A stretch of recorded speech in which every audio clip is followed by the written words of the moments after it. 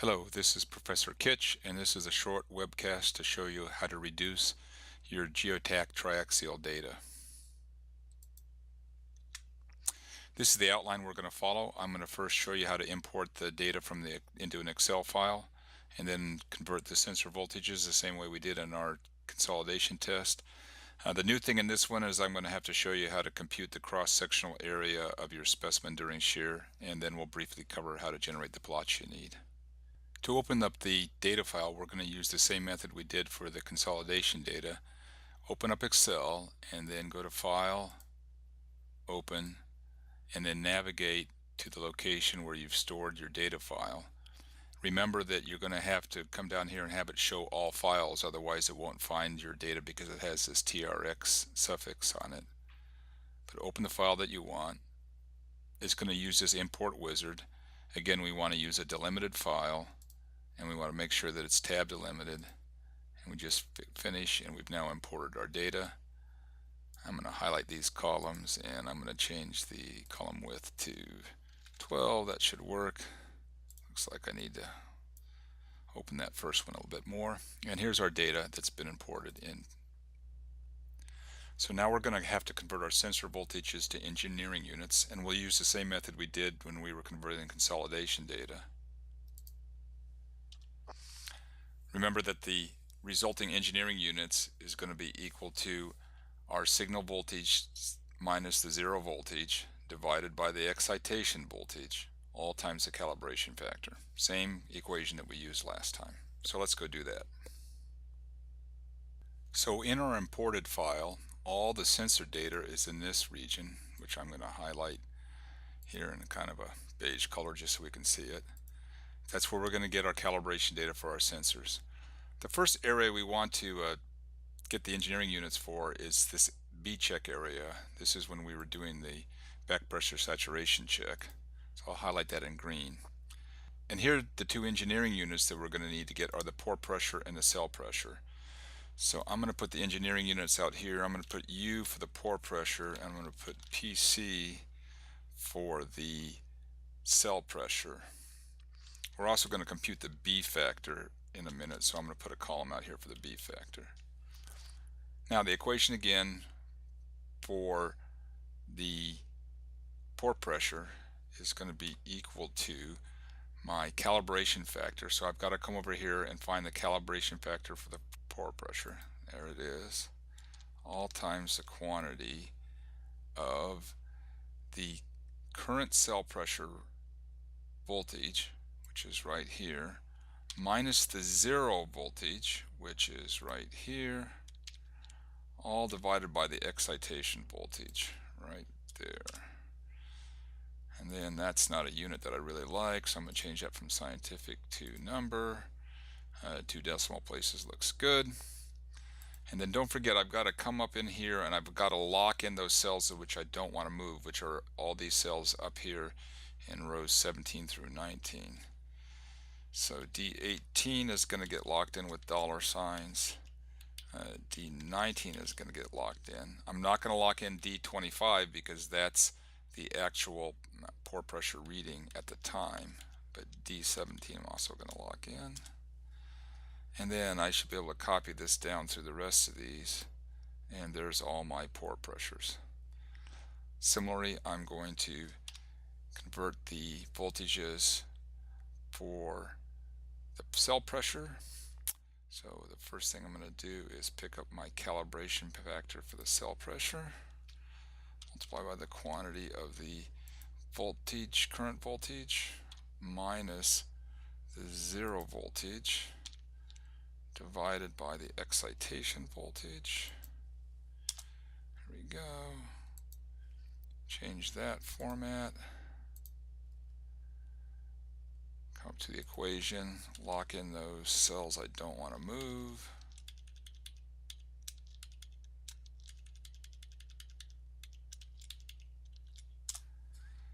Alright, and then I'm going to copy that down through here.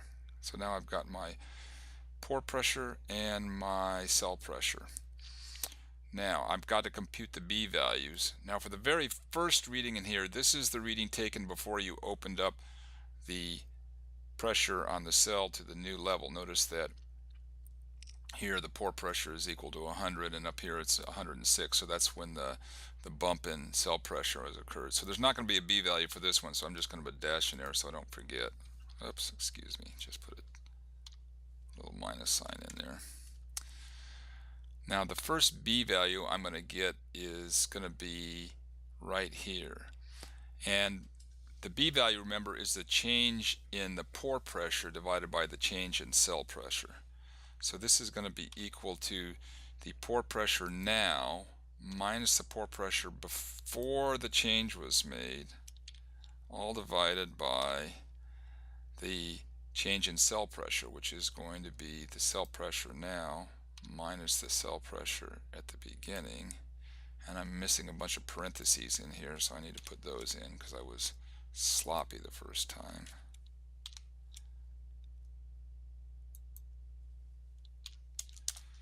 Here we go, and I got a B value of 0.96. And again, I'm going to come up here and lock in the values that aren't going to change. That's going to be these top two values, the ones on row 25.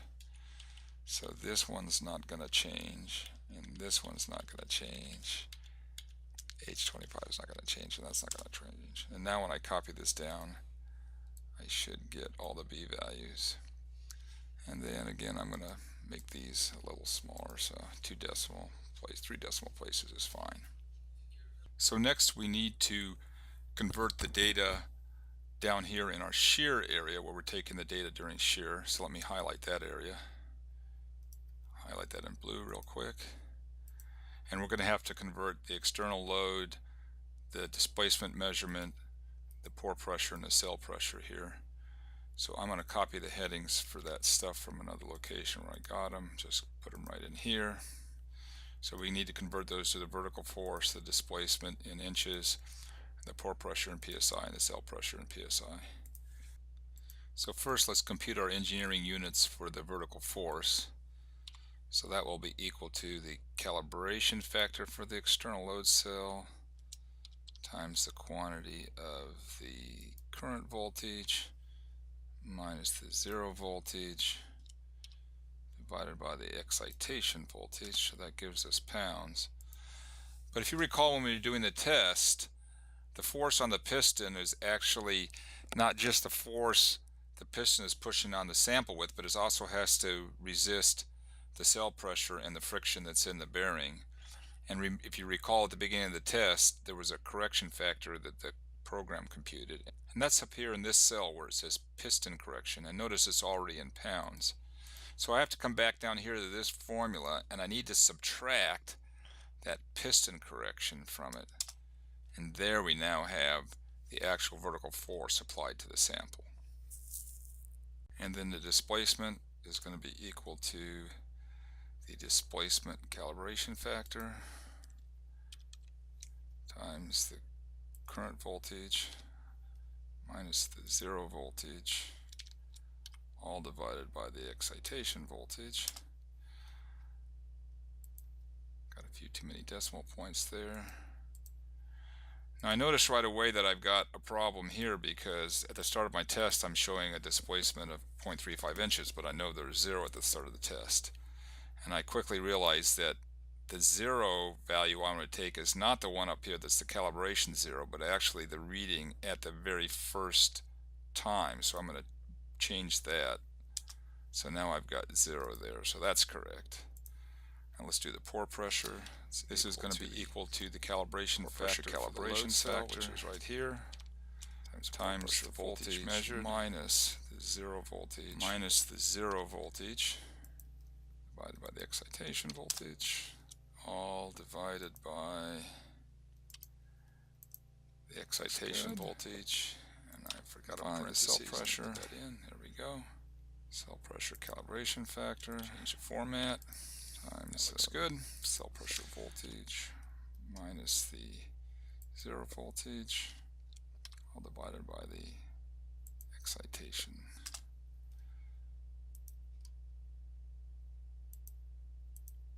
Now we've got all 4 of those. Now again, I need to go in and lock in those cells that aren't going to change so I can copy this formula. So we've done this before now. You should know how to do this.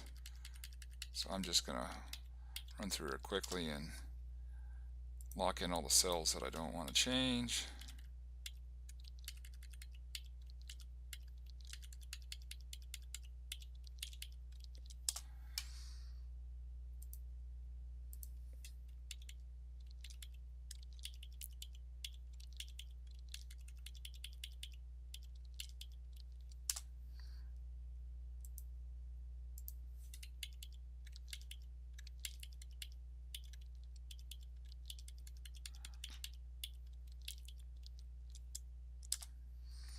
Great, I've done that. And if I did that right, I copy these down, it all should work.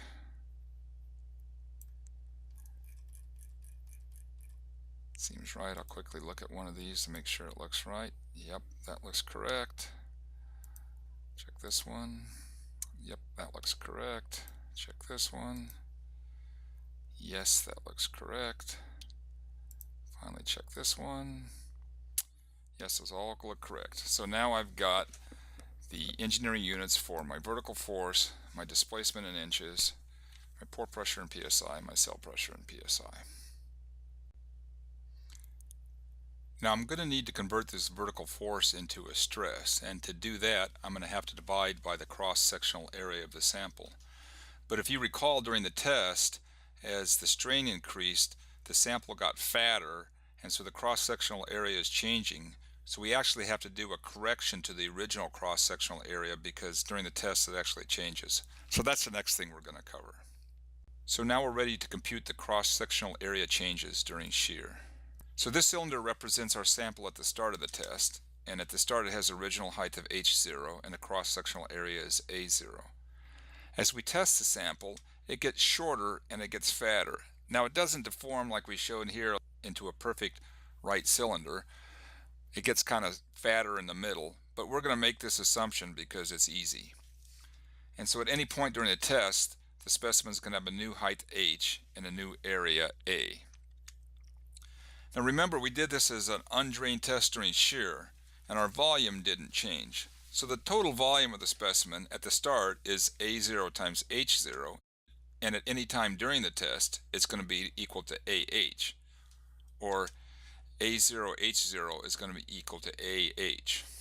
So we're going to rearrange that to say that our current cross-sectional A is going to be equal to a0 times h0 divided by h. Next, recall that the vertical strain is going to be equal to the change in height, h0 minus h, over the original height, h0. If I solve that for h, it tells me that h is equal to h0 minus epsilon a h0. And I'm going to substitute that number in my equation up here, and that'll give me that a is equal to a0h minus the quantity h0 minus epsilon a h0. And if I divide through by h0, it's just going to say that my area of my sample at any time is equal to the original area over 1 minus the vertical strain. And that's the equation we're going to use to compute our area. So now I'm ready to compute both my vertical strain and my area. So I'm going to create two more columns here. The first one's going to be the vertical strain in percent, and the second one's going to be my area in inches. The vertical strain is pretty easy. It's just the change in height over the original height. The change in height is actually my displacement here. So this is going to be equal to the displacement in inches divided by the original height. And the original height of my specimen is up here in your data sheet at the top of the header. So that's my strain, but I want it to be in percent, so I'm going to multiply by 100. And then finally I'm going to come in here and lock in the D7 cell because that value is not going to change. And I'm going to copy that all the way down. And now I have my vertical strain in percent. I'm going to need that number to calculate my area because remember, the equation for the area is going to be the original area A0 divided by the quantity 1 minus epsilon A. So now I need to do the area. The very first thing I'm going to do for that is I'm going to come up here where I've got the diameter and the height, and I'm going to calculate my area here.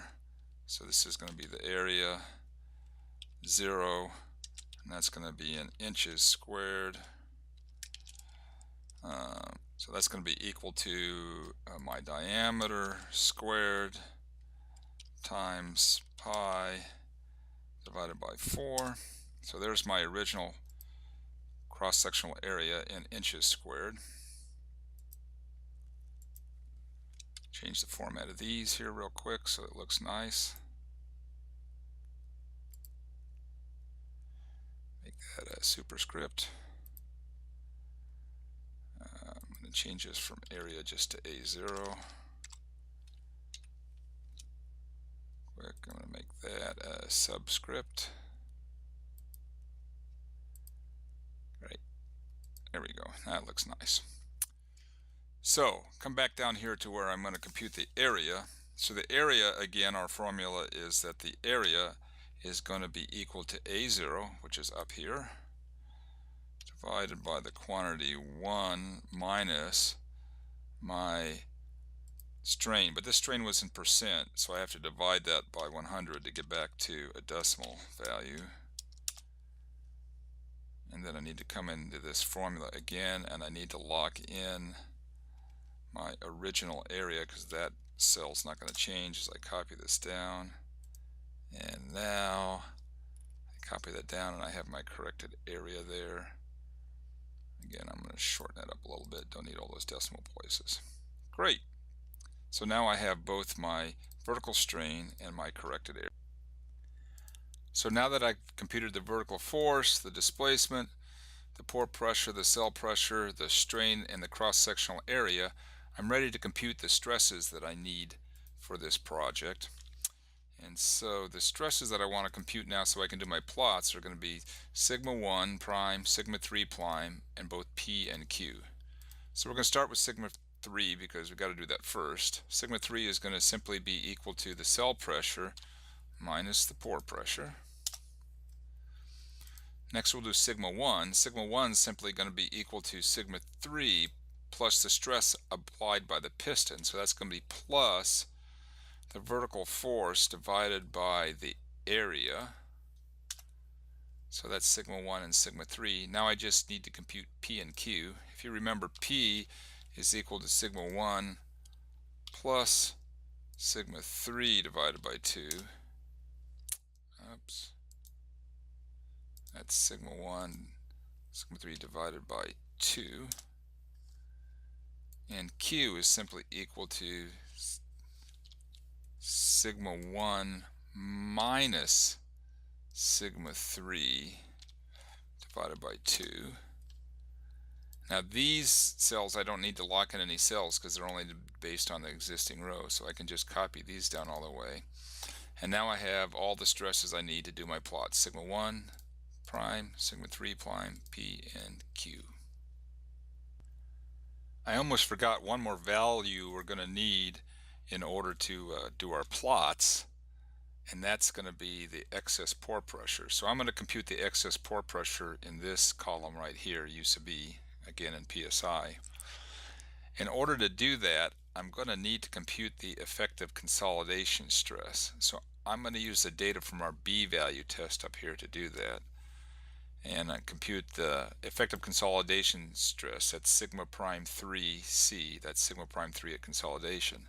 That's simply going to be equal to the cell pressure at the end of the B value test minus the pore pressure at the end of the B value test. And that's 39.83 in this one, so this is a specimen that was consolidated to 40 psi. That's about 40 psi.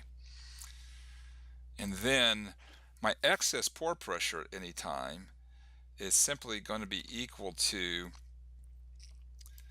the effective consolidation stress minus the quantity of the cell pressure at that time minus the pore pressure at that time. And so that's going to be my excess pore pressure, and it's nearly zero at the beginning, which it should be. And then don't forget, in this formula I'm going to have to come in here and lock in that cell for the effective consolidation stress, because when I copy that formula I don't want that cell to change.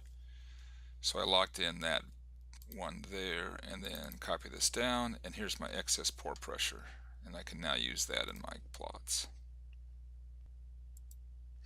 So this brings us to the last step of our exercise here, which is to generate the plots.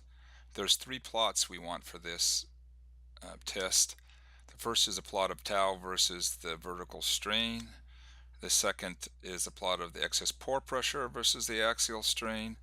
And the third one is the QP plot. So those are the 3 plots we're going to do now. So now we're ready to do some plots.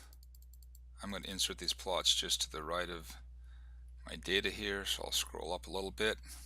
The first thing I want to plot is tau versus the axial strain, and remember tau, the shear stress, is just equal to Q. So I'm going to highlight the Q column, go to Insert, Charts. I'm going to insert a scatter chart with lines connecting the points. I've got to edit these data, so I'm going to go right click on them, select data. I need to edit them because I haven't inserted an X value with that, so I need to insert my X value, and the X value again is going to be the axial strain, because that's what we want, is Q or tau versus the axial strain. So I highlight that, click on that, click OK, and there is my plot of tau versus, I'm just going to drag this up to the top. There's my plot of tau versus the axial strain. I'm going to show you how to put Greek letters here in your title. So I'm going to change this title to tau versus axial strain. So I'm just going to type in T versus EA, and then I'm going to format these letters. So I'm going to highlight the E, go back here to the home page, click down here on the font, and I want to change this from the body font to the symbol font. There's symbol, because that'll give me a Greek letter. It's okay, so that gives me epsilon. I'm going to do the same thing with tau. Again, I'm going to change that from body font to symbol, and then I want to make the A a subscript, so I'm going to click here, use subscript. Cool. And then just do a little italics here so it looks good. Excellent. There's tau versus the axial strain. So that's my first plot. The second plot I want to do is the UX versus axial strain. So I'm just going to copy this plot down here because it makes it easier just to change the data rather than redoing the whole plot. So I'm just going to right click on this, select data. I'm going to remove the existing data, and I'm going to add data. And again, the X values here are going to be the axial strain. That's good. And the Y values are going to be UXS, which is right here. Click on that, click OK, click OK, and scroll up to the top. And this is now UXS versus axial strain, so I needed to edit this. I'm just going to come in and type UE. I'm going to go to the E, make it a subscript. Go home, font, subscript. Make the UE italics. Delete the tau. There's UE versus EA. That's excellent. And the last plot I want to do is the QP plot. So I'm just going to drag this down here again, hitting Control to copy it. And then again, I'm going to change this.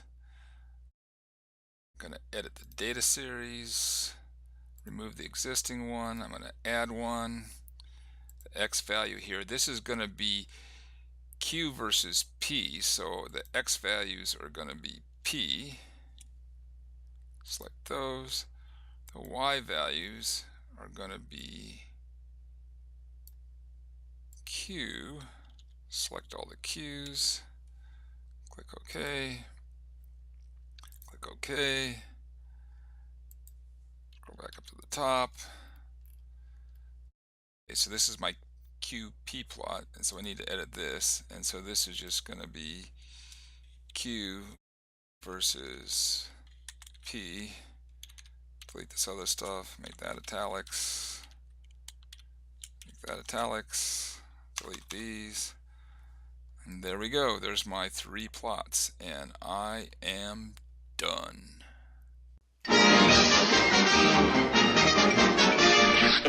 Eso es todo, amigos.